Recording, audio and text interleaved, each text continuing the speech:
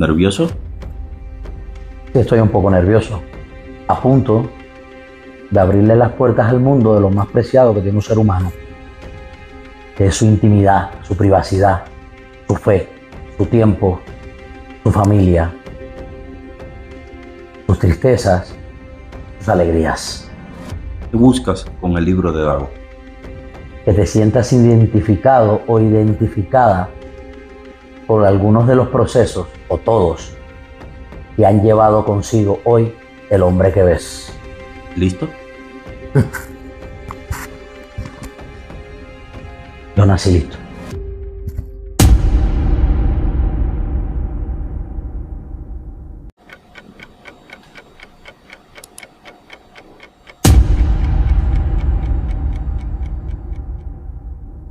¿Quién es Dagoberto Torres Peña? ¿Me puedo relajar? Claro. Era la madrugada, 4:30 de la mañana, para serte más exacto, de un 29 de mayo de 1985, en el Hospital Mártires de Corintia del municipio Mayarí, perteneciente a la provincia de Holguín, Cuba.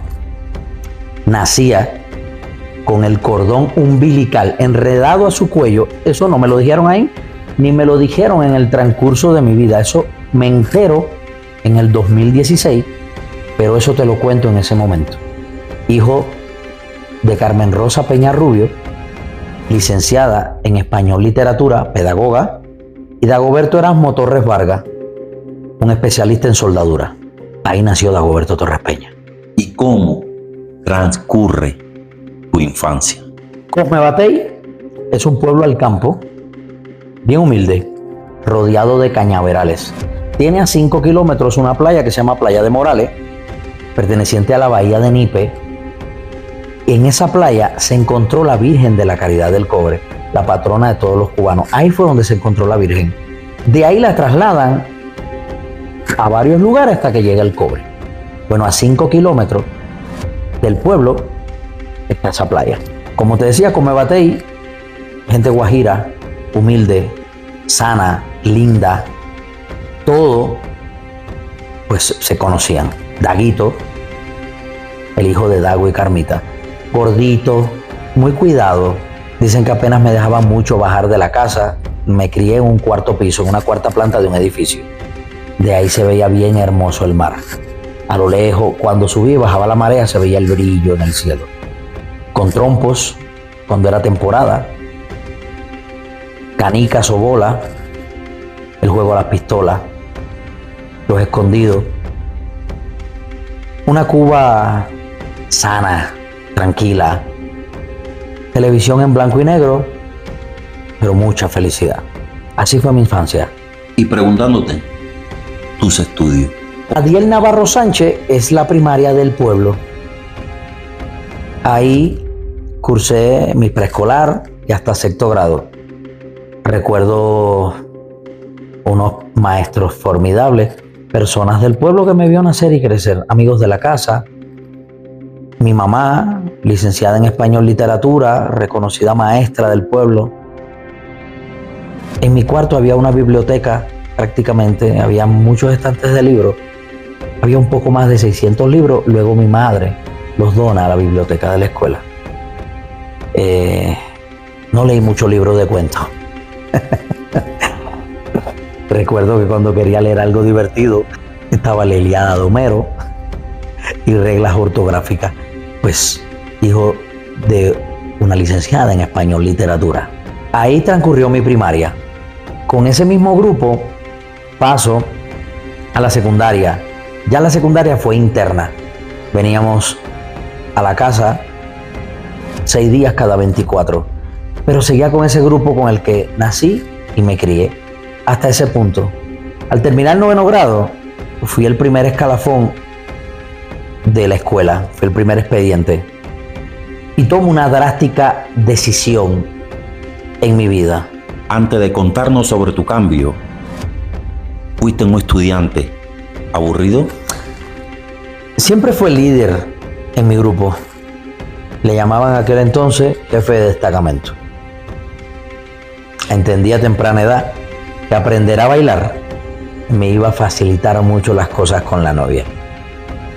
Así que no me perdía fiestas, era el alma en las recreaciones, en la rueda de casino y en los bailongos que se hacían. En la etapa que viene, sí me volví un poco aburrido. Tomo la decisión de no seguir con mi grupo al preuniversitario que me tocaba. Un preuniversitario que se encontraba en el municipio de Cueto. Aproveché las influencias de mi madre como una persona reconocida en la oficina de educación del municipio, y mami logra cambiarme a el preuniversitario de Mateo Sánchez, perteneciente en la cabecera municipal. El asunto aquí es que cuando llego a ese preuniversitario, yo era como una oveja negra ahí. Todos venían de haber estudiado juntos toda su vida y yo era alguien ajeno a ese ambiente. Cuando llegaba el pase, a mí desde temprano me soltaban porque pues no iban a poner un ómnibus para mí solo. En ese entonces tomé una decisión y fue regresarme a la prepa que me tocaba. Literal, me rajé. Aquello fue increíble. Recuerdo a Pupi, el secretario, le mando un abrazo grande. Ojalá vea esto. Pupi me dice, mira, no te voy a cerrar tus papeles en este preuniversitario. Ve al otro que te tocaba y te doy la posibilidad de que si no, regreses. Llegamos a Cueto, era otro municipio, es otro municipio. Para llegar al pre había que caminar como 8 kilómetros monte adentro. Cuando llegamos al preuniversitario, la escuela estaba en silencio total. Cuando preguntamos en Agarita y los estudiantes de aquí, recuerdo que la chica dijo, ¿ves aquellos que se ven allá lejos en el campo? Sí, son ellos. En ese momento dije, mami, regreso a donde estaba. Fueron 8 kilómetros de regreso para atrás, recibiendo bolsazos. Mi mamá iba bien indignada. Regresé al preuniversitario que elegí, donde pasé 3 años espectaculares, siendo uno de los estudiantes líderes. Ahí me volví aburrido, porque me dediqué plenamente a estudiar para asegurar un buen escalafón para llegar a la universidad. Fui el primer expediente en ese entonces del municipio para la Universidad de Ciencia Informática, una universidad que creaba en aquel momento Fidel Castro, y yo fui el tercer año en llegar a la escuela. El guajiro de Cosme Batey viajaba a La Habana a hacerse ingeniero en ciencias informáticas.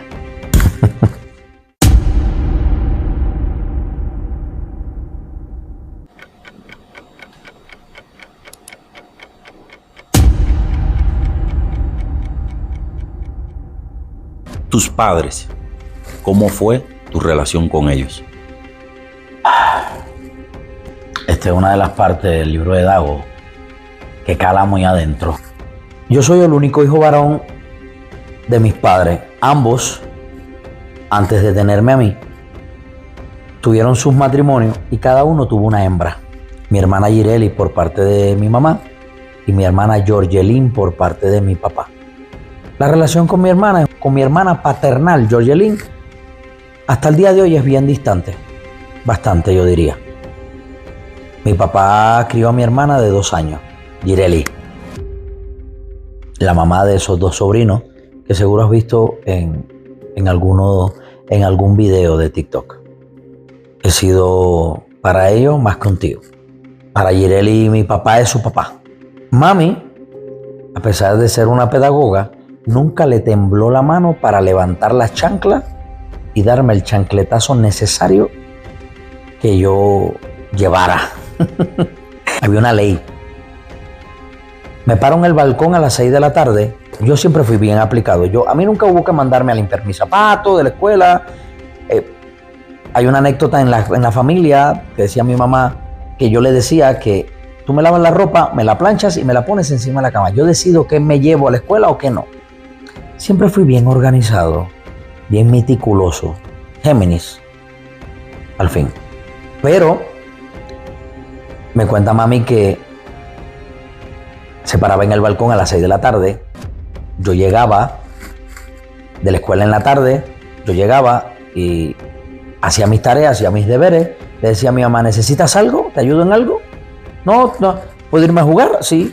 Bajaba de mi cuarta planta y me iba a jugar. Pero a las 6 de la tarde, mami se paraba en el balcón y gritaba a viva voz que lo sentía el pueblo de esquina a esquina. ¡Daguito! En ese momento, si yo tenía un trompo, si yo tenía canica, lo que estuviera haciendo, yo tenía que soltarlo y salir disparado. En la segunda llamada, yo tenía que estar entrando por el edificio, porque si llegaba la tercera llamada, ya mami me esperaba con una chancla.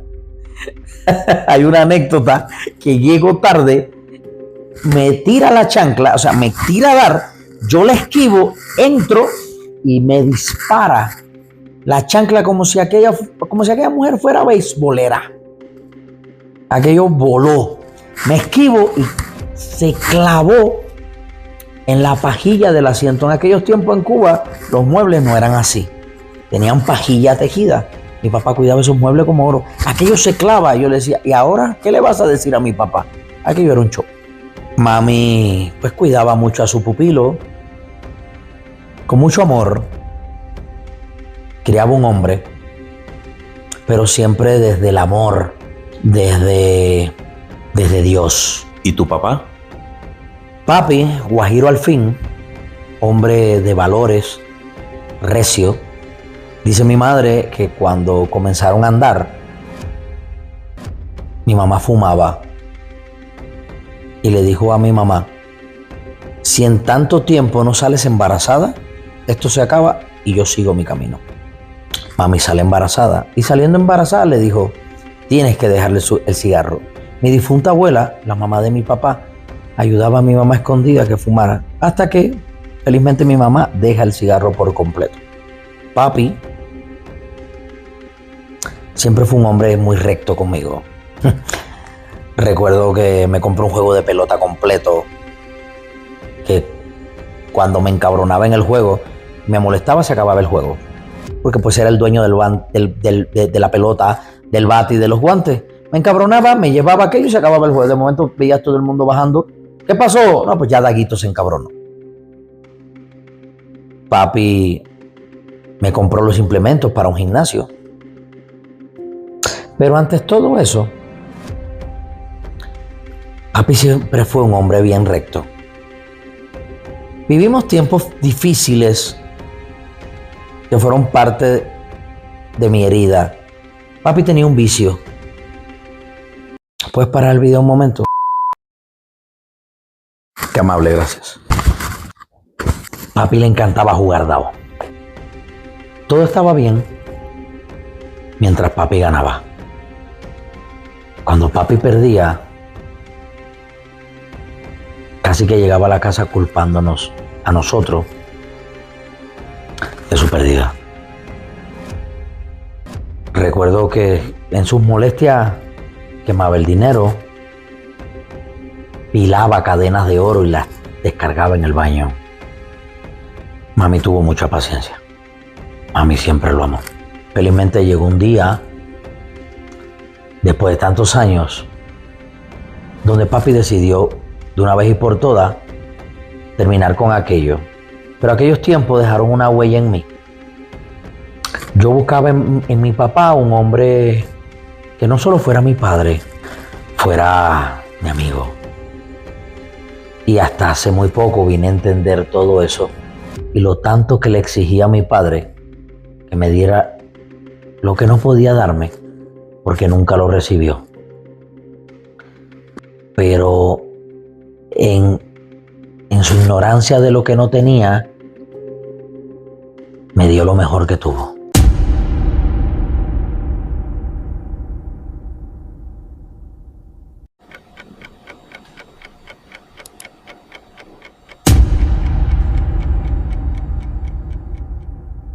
¿Te vas a La Habana a estudiar? Sí, pero antes de irme a La Habana, paso un año de servicio militar activo. En Cuba es obligatorio. Pasé 5 años magníficos. Ahí sí llevé un equilibrio entre el estudiante, el que le encantaba bailar, la novia y hasta los negocios.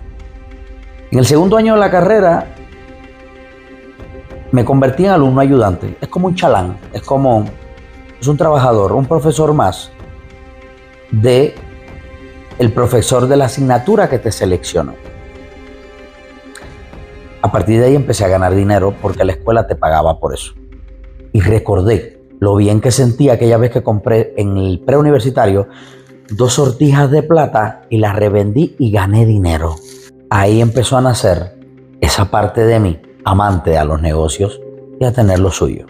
Mis padres me mandaban dinero mensual, pero ya yo tenía la inquietud de ir tras lo mío. En cada cambio de semestre había lo que se llamaba exámenes de suficiencia, que eran las asignaturas que iba a dar, y si querías prepararte y presentarte a hacer esos exámenes, convalidabas asignaturas y tenías más tiempo para ti. Ideal para mí. Cada vez que venía un semestre nuevo, veía las asignaturas, me preparaba en las que entendía, y de momento había días que no iba. ¿Y Dago? No, Dago tiene convalidado todo lo de hoy y Dago no viene al aula. Eso me sirvió que la carrera de 5 años la hiciera en 4 años. El último año, literal, me dediqué a vacilar. No quise ni graduarme antes que todos, quise graduarme junto con todo mi grupo y literal me dediqué a prepararme, porque si querías quedarte en la capital tenías que tener una dirección en tu ID de la capital de La Habana. Me dediqué a resolver esa dirección y me dediqué a hacer negocios. Ahí es cuando comienzo el negocio de la ropa. Y ahí es cuando descubro mi amor por el buen vestir y mi amor por la moda, mi pasión por eso. Me gradué en el 2009 con 4.72, casi título de oro. Me quedo trabajando y viviendo en la capital. En ese momento tenía una relación y comienzo a vivir con ella. Fue un cambio brutal. Fue el cambio de ser estudiante a comenzar a trabajar y a la vez con una pareja, y que fue una escuela. Ahí empecé a descubrir, además de mi personalidad, dolores que venían de la casa y en parte de la relación con mi padre. Pero en aquel eran otros tiempos donde, como digo yo hoy, hacer la tarea no era igual. Esa relación se termina, me voy a vivir, no tenía casa en La Habana, me voy a vivir a casa de Olga, una negra que es como una madre más. Ella era quien tomaba tu identificación de la escuela en el comedor. Siempre tuvimos una relación de madre e hijo. Me recibe en su casa y de ahí pues yo viajaba a mi centro de trabajo. Pasé mi servicio social trabajando en el Ministerio de Justicia. Al terminar mi servicio social, la vida da un vuelco. Conozco a un artista reconocido del país y comienza el camino en mi vida como productor y manager o representante artístico. La ingeniería informática empezaba a quedarse atrás. En el año 2013, y a raíz de esto, después de haberme creado un nombre como productor y como manager en el gremio en Cuba, a trabajar con numerosos artistas y ganarme el cariño y el respeto de casi todos. A raíz de eso y de el artista con el que trabajaba, yo llego a México por un contrato de trabajo en el año 2013. A finales del año llego a los Estados Unidos mexicanos, exactamente a la Ciudad de México, donde hoy grabo el libro de Dago y donde después de casi 11 años sigo enamorado de esta ciudad, de esta tierra, de este país, de esta cultura y de su gente, que no deja de enseñarme todos los días. En el 2013 llego a la Ciudad de México con muchos sueños por cumplir, con mucho amor y con mucho que aprender de lo que iba a empezar a vivir.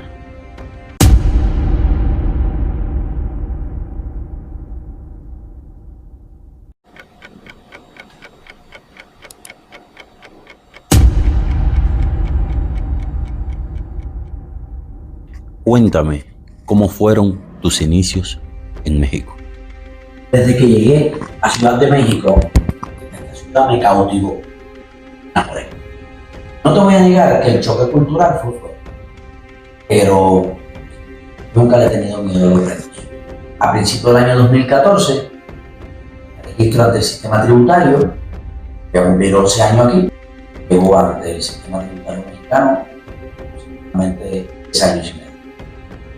Abrirme camino, estaba haciendo que era la representación artística, empecé a conocer a mucha gente, empecé a conocer a muchos artistas, pero mantenía ese puente de ir y venir a Cuba.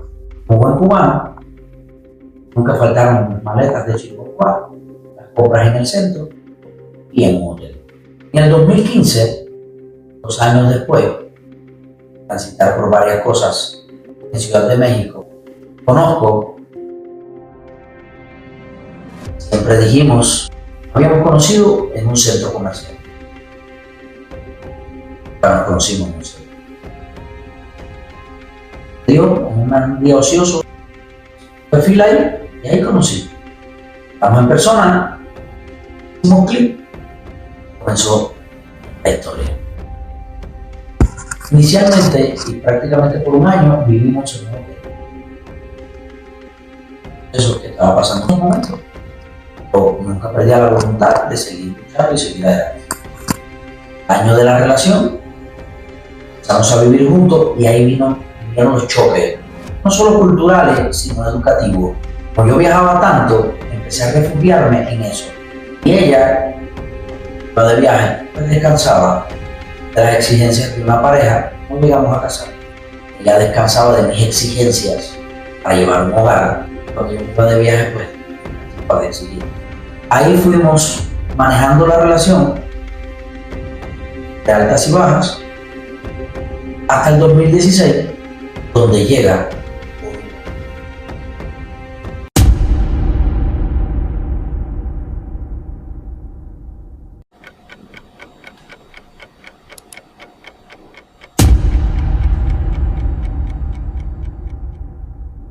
en agosto del 2016, yo recibo mi ángel de la guarda. ¿Y tu mano de Orula? El 9 de febrero del 2014, a un año de haber llegado a México, yo recibo mi mano de Orula y consagro mi fe en esta religión afrocubana, Yoruba, donde Orula me determina mi ángel de la guarda, es Odudua, el juez de Ifá. No soy hijo de Ochun. El hijo de Ochun es Isabela. Isabela de la Caridad de la Isla. 2 años luego, agosto del 2016, recibo Odudua, una ceremonia de 3 días, y me sentencia como para mí, sector rey de Ifá. Ese mismo año, un 8 de diciembre, comienzo mi proceso de lavatorio de santos. Yo no consagro santos en mi cabeza, porque soy hijo de Odudua, el procedimiento es otro. El 8, tal cual como lo hizo para mí, pasó de un cuarto a otro. Entró el 8 al lavatorio del santo hasta el día 10 de diciembre y el 11 entró al cuarto de Ifá. Día 12 estaba dando Funza, Abuoni Orúmila o Funza. Y el mensaje entre tantos de Orula y del cielo para mí era simple: no siga buscando Madre perfecta, hay una bendición muy grande en el cielo para mí. Las bendiciones, si no las abrazas, se pueden volver maldiciones. Matrimonio en ese momento, yo estaba en uno de los puntos más difíciles. Acabo los 7 días de salir de mi cuarto consagración. Ella estaba ahí, pero nuestra plática era bien distante. Habían situaciones. La reconciliación fue simple. Las palabras fueron exactas. Le dije, ya no la dejo en el ombligo. Y ahora sí vamos a ser papá. Ella me miró, me entendió. Exacto el mensaje. Un 12 de diciembre del 2016, Orula me decía, había una bendición muy grande en el cielo para mí. Un 12 de diciembre. Un 12 de enero del 2017, estaba en el vientre Isabela. Y un 12 de octubre de ese mismo año, el 2017, a las 2:03 de la tarde en el noroeste, nacía Isabela de la Caridad. Estaba la persona para reparar en mí. mismo sabía que luego de esto, luego de eso, iba a salir heridas y de quiebres en mi persona.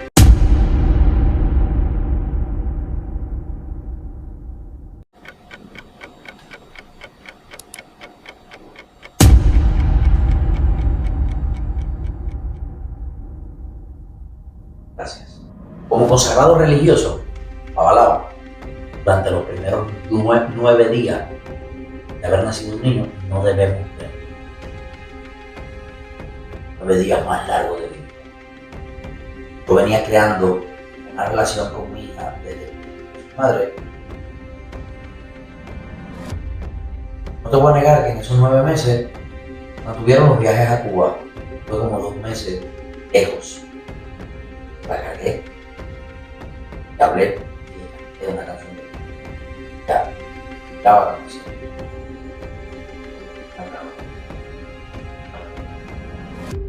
Mes, Isabela ya tenía su pasaporte americano, y regresábamos a Ciudad de México. Comenzaba caliente nuestra paternidad. Pero yo esperaba que viniesen cambios parte de su mamá. Por mi parte, yo quería seguir manteniendo un estatus. Tragaba. El personaje de aquel entonces, de Dago Torre, cada vez más se exigía más por mantener una pantalla, por brindar resultados de vida. La única intención era encontrar la aprobación, los aplausos de su padre. Aquello mantenía a mí con el ego como carta de presentación y déspota. Y la paternidad me trajo mucha exigencia. Exigía a su mamá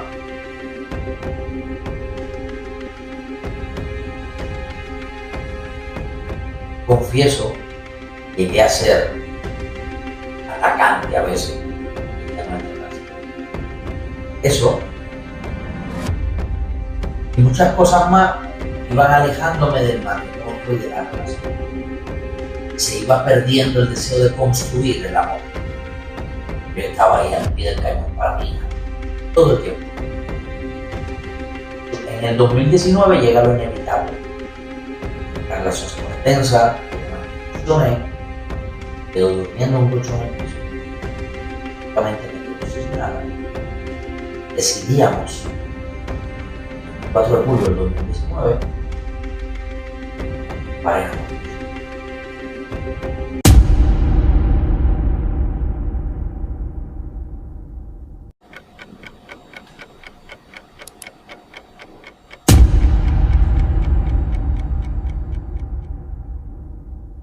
A pesar de que como pareja dejamos de funcionar, no dejó de apoyarme cuando me quedé sin nada. De hecho, fue la persona que me impulsó a que volviera al negocio de la ropa y que de eso creara algún proyecto. Económicamente me ayudó nuevamente en eso. Hay una mezcla de sentimientos en mí, pero soy un hombre de voluntad. Bien feliz. A pesar de que me daban días sentado en el sofá, con la cabeza. Bien, su consejo, que ahí surge vistiéndote con el huevo. Inicialmente era vestidos el huevo. Estuvimos alrededor de 7 meses viviendo bajo el mismo techo, pero dormimos separados. Yo seguí estando para Isabela todo el tiempo. El día de hoy, ya sé. 7 meses te dije, ¿sabes? No quiero condenar a mi hija a una casa. Yo soy muy joven, yo también. Derecho a regresar. Abruptamente se llevó Isabela de la casa.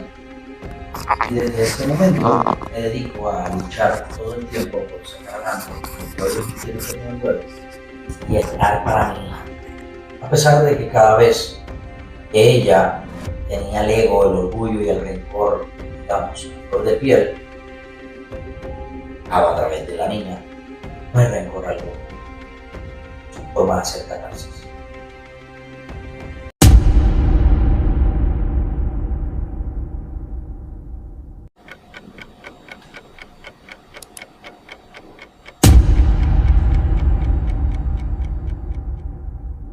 ¿Cuándo llega vistiéndote con el güero? Como te había dicho, primero comenzó como el güero vestidos, o vestidos el güero. 5 de noviembre de 2019 llegaba vistiéndote con el güero. ¿Por qué vistiéndote con el güero? Es lo que llevo tatuado aquí. Porque quería salir de lo convencional, de una boutique o una tienda con nombre de mujer, o el fashion de algo, o el closet. Decían el güero. El güero en México son aquellas personas que tienen, se llama aquella persona rubia o de tez blanca. Pues creo en mi mente y en el nombre vistiéndote con el güero. Comencé literal en un tianguis con una carpa de 2x3.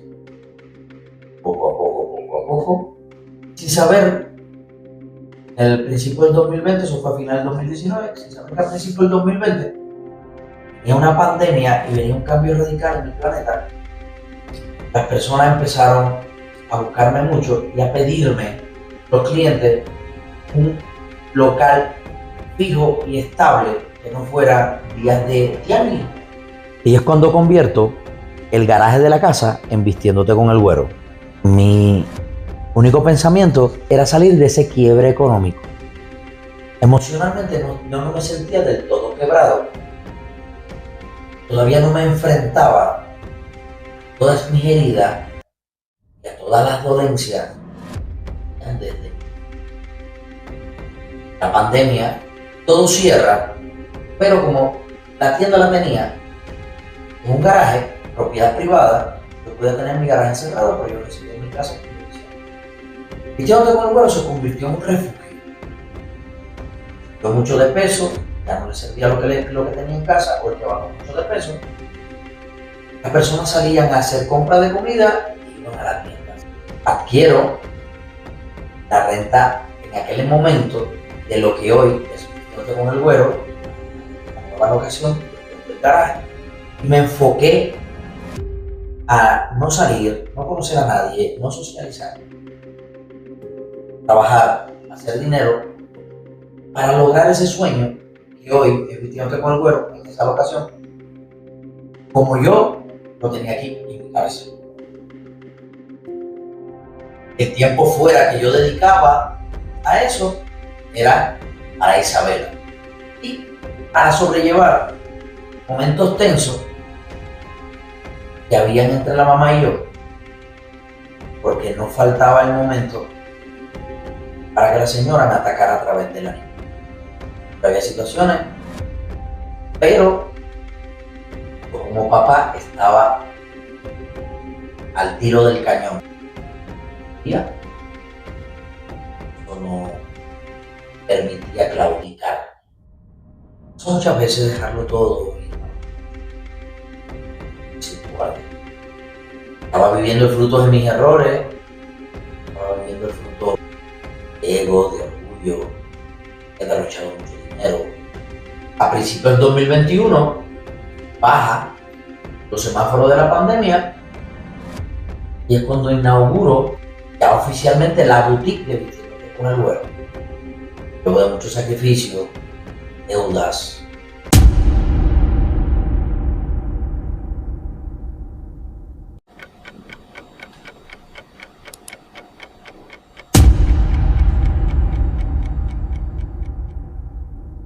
por ahí de septiembre nos conocemos a través de las redes sociales. Yo hice algo que nunca había hecho. Empieza a seguir la tienda. A mí me llama la atención, como nunca me había llamado la atención, una seguidora de la tienda hasta ese entonces. Y tomé el atrevimiento y la frescura de escribir. Le escribía, le invitaba, dejó de escribirle. Y llegó un domingo a la tienda y ahí estaba fuera de la tienda. Ese día le robé 3. El otro día estaba en casa. Le hice de comer. Bueno, esta noche dormimos juntos. El otro día, luego de irse, supe que después de 2 años de haberme separado de la mamá de la niña, yo estaba sintiendo atracción por alguien.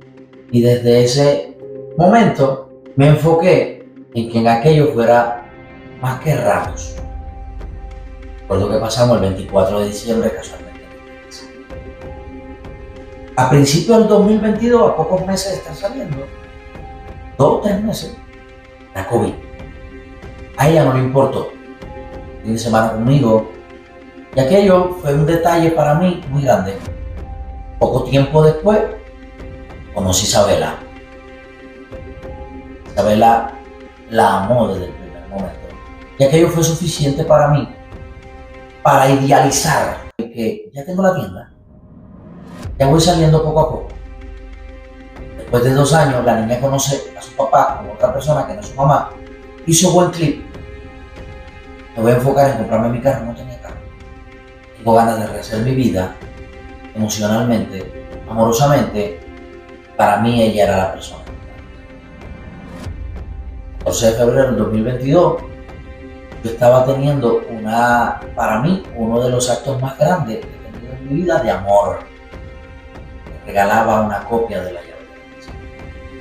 Como decirte, llegas a la hora que quieras, no hay nada que preguntarte. No me interesa más nada. Me interesan 100, no me interesan 10, me interesan 1. Su reacción a ese regalo fue un banderín rojo brutal. Mi ego no me permitió. Poco tiempo después comenzaba de las batallas complejas de mi vida. Evidentemente, cuando Isabela llegaba con su mamá y hablaba de ella, pues se le daba más alas para que llegara lo inesperado o lo más esperado ya.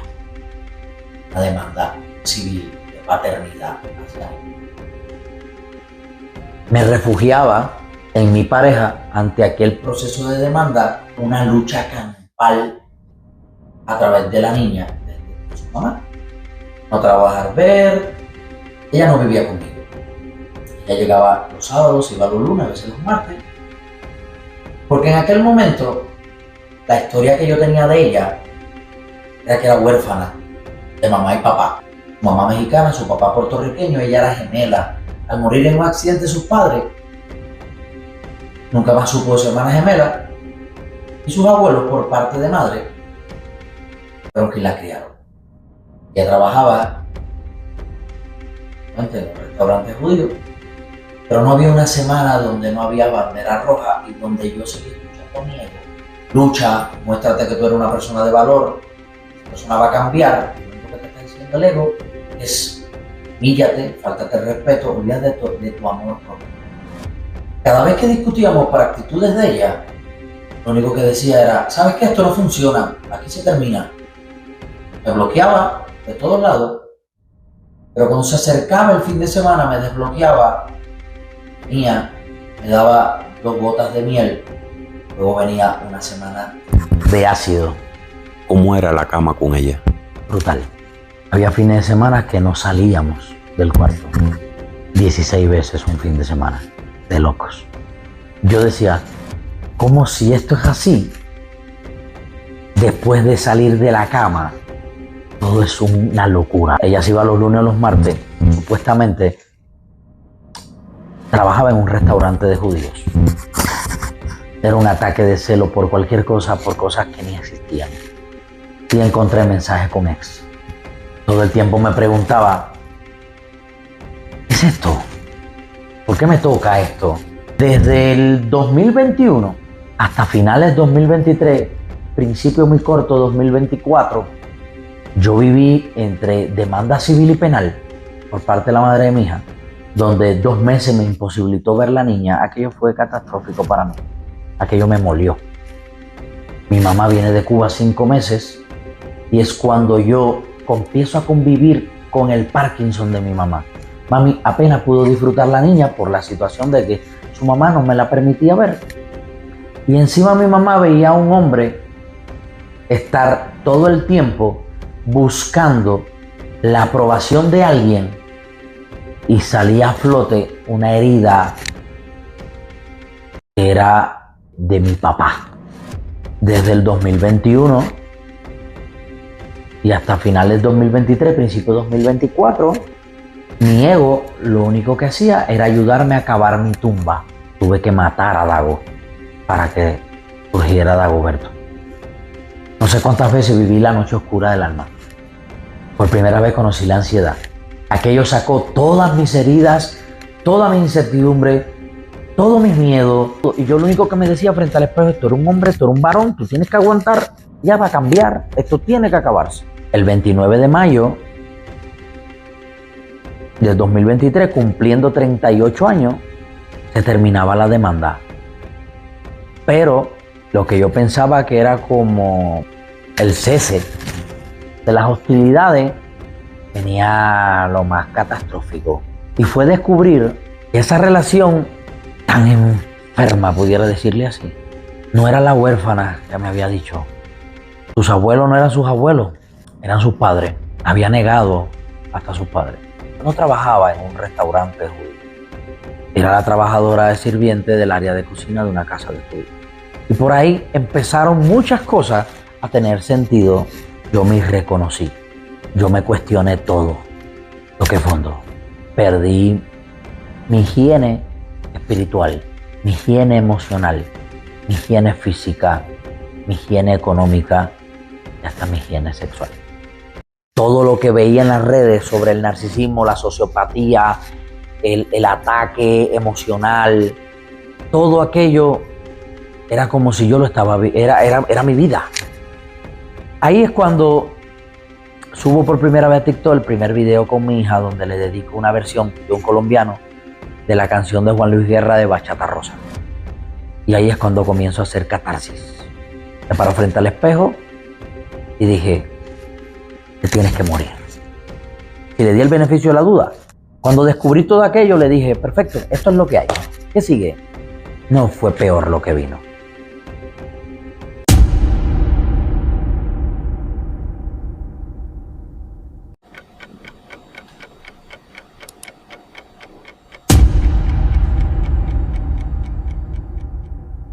¿Y por qué sufrir por amor? Por amor no se sufre. Se sufre por ego. En aquel entonces, yo decía: estoy pagando una factura del karma. Quizás sí estaba pagando una factura del karma. Ahí entendí que traía una herida muy grande y que venía desde papá.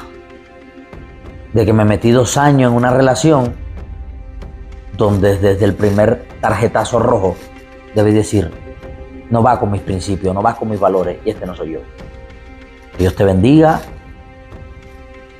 Yo me quedé. Sí la amé. Y la amo. También a la mamá de mi hija. Y también a todas las mujeres que han estado en mi vida. Las amo. Lo que pasa es que el amor se transforma. Y es algo que hay que entender.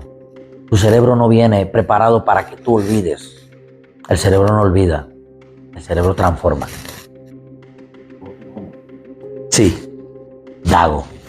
Y en aquel momento yo no entendía por qué actúas como actúas, has mentido como has mentido, has visto como un hombre que ha mostrado lo más vulnerable de él, que ha dicho: aquí me duele.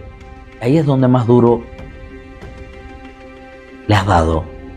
¿Por qué te tatúas su nombre? Y es que al final la gente da lo que tiene. ¿Sabes? Mi papá me dio lo que tenía. La mamá de mi hija, después de separarnos, me dio lo que tenía. Ella me dio lo que tenía. Eso no me define a mí, en lo absoluto. Le diría gracias. No cambiaría de la historia de mi vida si muero y vuelvo a nacer, el no haberla conocido. Yo la volvería a conocer. Yo entendí que esto era necesario en mi vida. Y le estoy eternamente agradecido. Y no hay un día en el que no le pido a Dios que le dé paz, que le dé sanación y que le dé tranquilidad, que me le brinde un camino de luz. El libro de Dago tiene mucho que agradecer, porque ahora es cuando se comienza a escribir, pero junto a mucha gente.